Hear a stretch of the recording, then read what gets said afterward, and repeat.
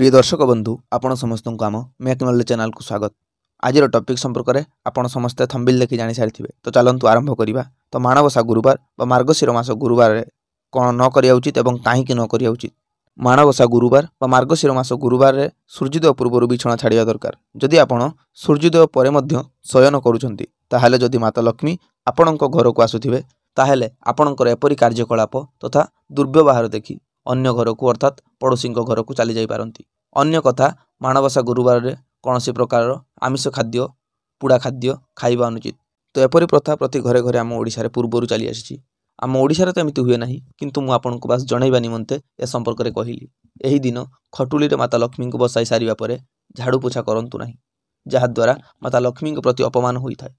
जो झीर बाहागर हो सारी ताको माता लक्ष्मी भोग खाइबा को देबे नाही, किंतु हाँ पुओ माननकु दिया जाई परिबो। एवं घर को आसथिबा कौनसी स्त्री लोक बा अन्य कौनसी बाहर व्यक्ति को माता लक्ष्मी भोग खाइबा को दियंतु नाही। एवं हाँ आजिर दिन में अन्य कौनसी व्यक्ति को टंका पैसा दियंतु नाही, कारण जेहेतु माता लक्ष्मी को चंचला बोली कहा जाए अर्थात सर्वदा चंचल, तेणु आपण गुरुवार रे एही कार्य करंतु नाही। आउ हाँ मुख्य कथा कि एही दिन आपण घरे गंडगोल बा कलह करंतु नाही, एहा द्वारा माता लक्ष्मी अपमान होइता। तो मार्गशीर मास गुरुवार बा माणवसा गुरुवार आपण निश्चित रूपे यही सब काम करंतु एवं खुशी रे रुहंतु। एवं जदि आपनको वीडियोटी भल लागिछि ताहले वीडियो को लाइक करी चैनल को सब्सक्राइब करंतु एवं वीडियो को आपनको संपर्क माननकु मध्य शेयर करंतु। धन्यवाद।